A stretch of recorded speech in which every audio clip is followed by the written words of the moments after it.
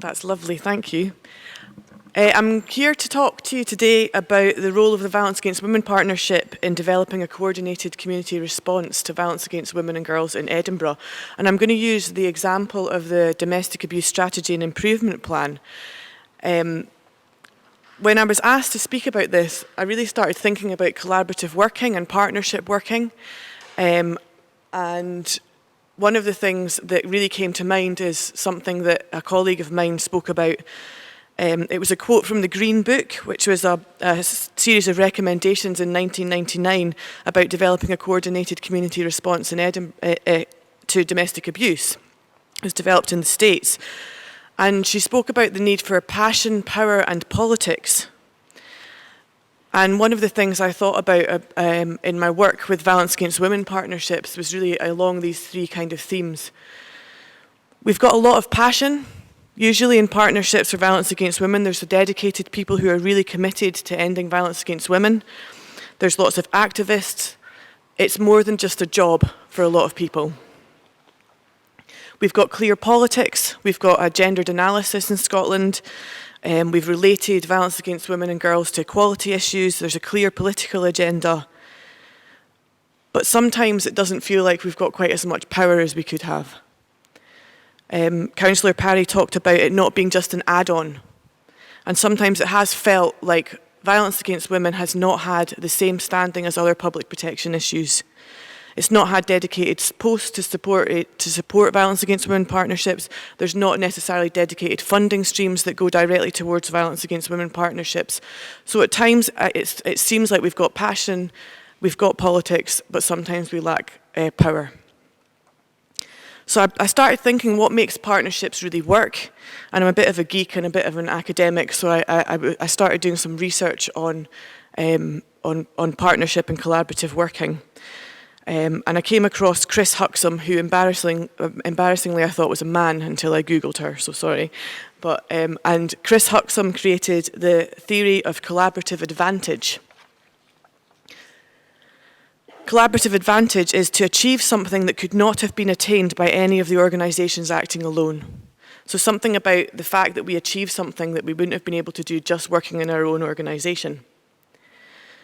But she also talked about collaborative inertia, where the output from collaborative arrangements often seems to be negligible or extremely slow. And I think probably everybody could relate to that. The feeling that, yes, we think we need to work in partnership, but sometimes what comes out of that can be quite complex and take a long time, and at the end of it you're thinking, what was the outcome of all of that? And what Chris Huxham asked was, if collaborative advantage is the goal behind the policy rhetoric of partnerships and the ambitions of practitioners who initiate them, why is collaborative inertia so often the outcome?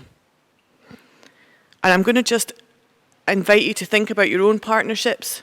And I know that some of you will be in lots of different partnerships, and this doesn't just relate to violence against women partnerships, but some of the themes that Chris Huxham identified I think are really useful to think about partnership working and collaboration. So one of the themes she came up with is common aims, and she said that there's common wisdom that we need to be clear about the aims of joint working, but it's common practice that the variety of individual and organisational agendas can make this difficult. And what she concluded is that sometimes it's best to get started on some actions without fully agreeing the aims. So just get on with it, even if you don't really know where you're going. Another theme she identified was the theme of power, and that it's common wisdom that power is in the purse strings. But common practice is that power in partnerships is complex and interchangeable. Different people in partnerships can have different power at different times. And she concluded that it's useful for collaborative members to have an understanding of power relationships within the partnership. But it requires a willingness to accept that manipulative behaviour is sometimes appropriate. Another theme she identified was the theme of trust, and that it's a common wisdom that that's a precondition for successful collaborations. But it's common practice that there's suspicion as a starting point. And again, what she's saying is sometimes it's best to get started on actions without fully developing trust. That actually one of the actions of partnerships is to develop trust when you're working towards something and building that trust between partners. Another theme she talked about was membership structures, and that collaborations are ambiguous, complex, and dynamic. So it can be unclear who's in the partnership, whether they're individuals or organisations that they're representing, what hat people are wearing when they attend, that there are multiple partnerships and people are members of many, and she's identified that as partnershipitis. And that the aim of partnerships influence changing members who then influence aims. So people can change and then that influences where people are going. And her conclusion is that those who enter partnerships must be prepared to nurture them. And I'm going to read out a paragraph about nurturing.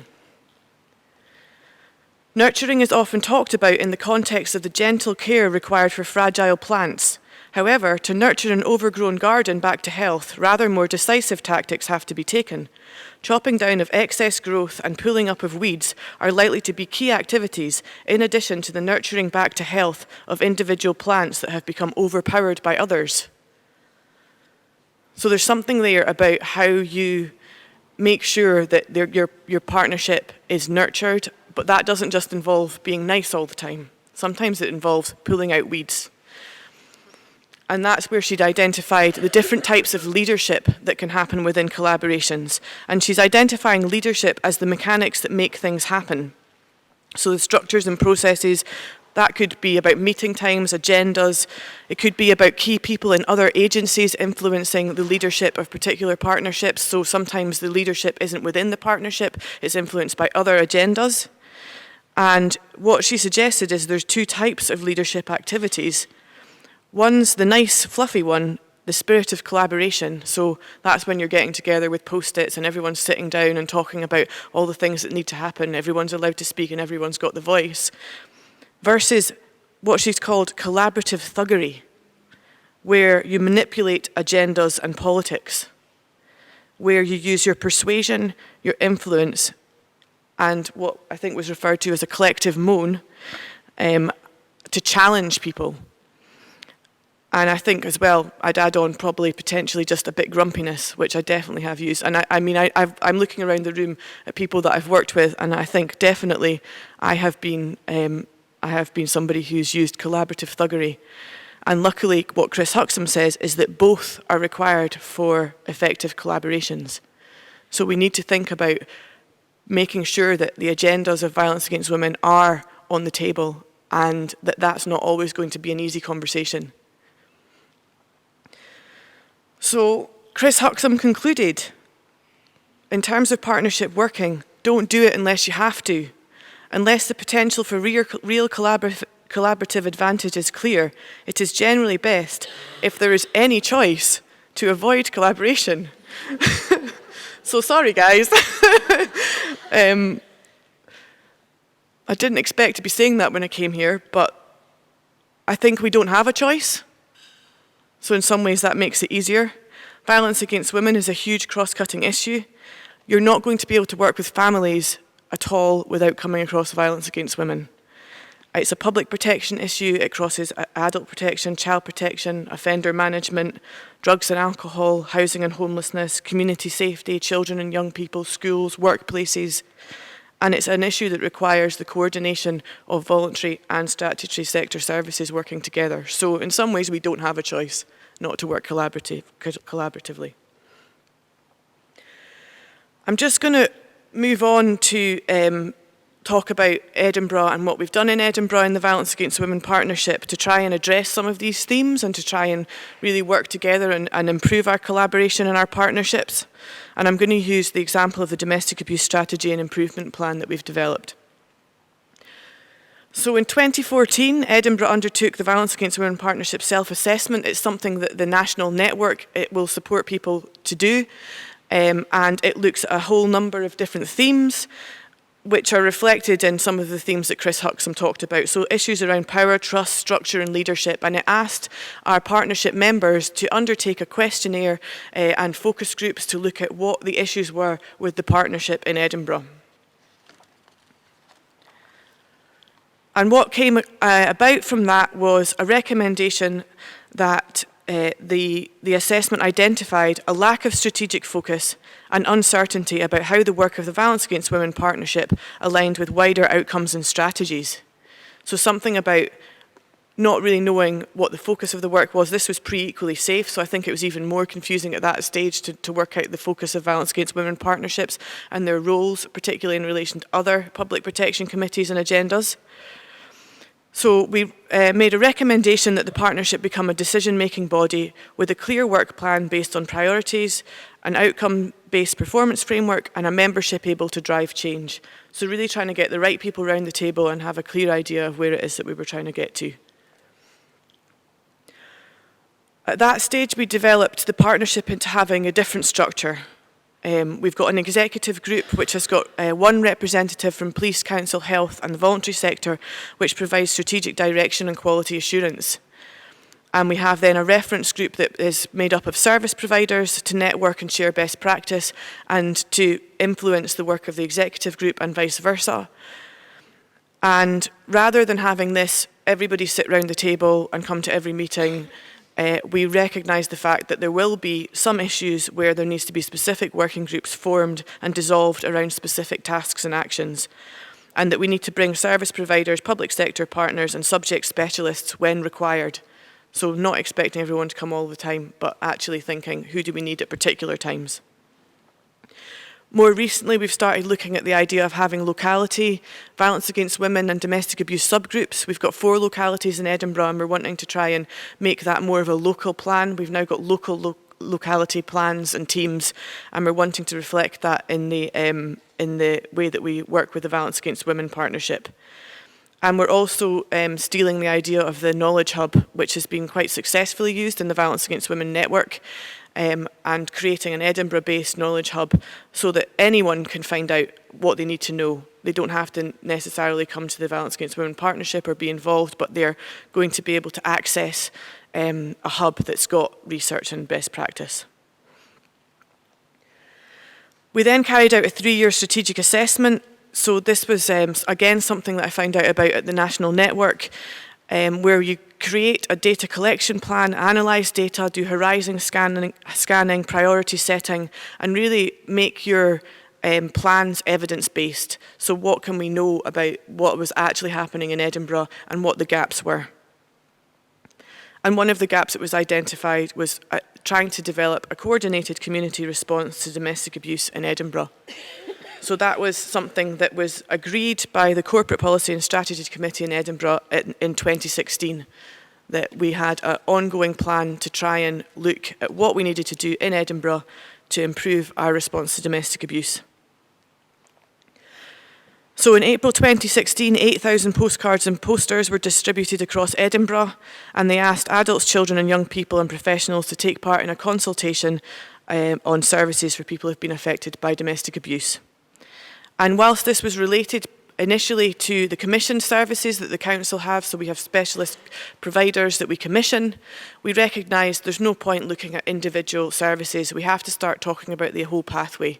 So what's really working for families affected by domestic abuse? And we asked 3 clear questions: what went well, what could be improved, and how do we get there? And we had focus groups, discussion groups, individual interviews, and online questionnaires. And from that, we matched that with what we know as best practice and international research. And we developed 7 work streams, which are part of the domestic abuse strategy and improvement plan. So I'm just going to talk you through the 7 work streams that we have. The first work stream relates to the services commissioned by the council. Previously, we had contracts within health and social care, children and families, and housing. They all had different aims, they all had different outcomes, they all had different commissioning officers, and nobody really spoke to each other. So we've now developed one contract, one service specification, and all of the funding streams have been brought together under one department, with contracts being in place from 6 days from now. There's going to be contracts in place. We've got an ongoing collaborative partnership with providers that we're going to continue to work with over the next 2 years to look at how we develop the commissioned services. The second work stream was about developing a flexible, speedy and safe process to ensure that individuals and their children are safe, secure and settled in a home of their choice. And we're looking at how do we keep people in their own homes where it's safe to do so? How can we try and up the priority for people who are experiencing domestic abuse, make sure that there's a matching between where they need to go and what houses are available and what their needs are. It's not just about the providing a house, it's actually where that house is and what else needs to happen. And also thinking about how can we remove perpetrators from the family home. Workstream 3 was about a locality-based multi-agency response to domestic abuse. So in each locality, we're going to have a review, a multi-agency review of the police call-outs, where we start thinking of actually taking action in response to them. What we found, and what's similar to other parts of the UK, is that 60% of the referrals to social work from the police receive no further action. Sorry to tell you that. But that actually there might be other things that other partners and other people could be doing earlier on in the process if we actually start looking at pooling our resources, working together and making sure that people can respond. So we're aiming to have a process within each of the localities in Edinburgh to do that. The fourth work stream was about publicity and awareness raising, and what we found in the consultation is that on average it's taken people 5 years to approach services, and part of that is because they don't know what's going to happen when they approach them. There isn't consistency, they don't have clear ideas about what is going to happen, and they can't plan for their safety. So we're trying to develop a range of really quite detailed publicity that isn't just saying this is what our service does, but saying this is what our service does about domestic abuse. What can you expect if you get a children's hearing? What can you expect if the police turn up? What can you expect if you approach social work? You know, actually trying to really make sure that people have the knowledge and information they need to make decisions about approaching services. The fifth work stream is about working with perpetrators of domestic abuse, and it's aiming to develop the skills of the workforce in engaging with perpetrators. So we're trying to develop a locality perpetrator worker for each locality who will advise and support staff to develop their skills in relation to motivational interviewing, risk assessment and short-term interventions. We need a response to perpetrators who are not in criminal courts and who are not accessing services voluntarily. And the fact is, lots of services engage with them and we haven't given them the skills to do that. It's seen as a very specific criminal justice social work response, but the skills related to engaging with perpetrators is something that lots of different people could learn. We also want to think about female perpetrators and who they are and where they appear and what support they need. And also the gap that I think there is in Scotland, because we don't talk about wider family violence. We're starting to think about how we consider the needs of young people who are abusive to their parents. Workstream 6 is about an improved response across all service areas. So you may know about Safe and Together champions.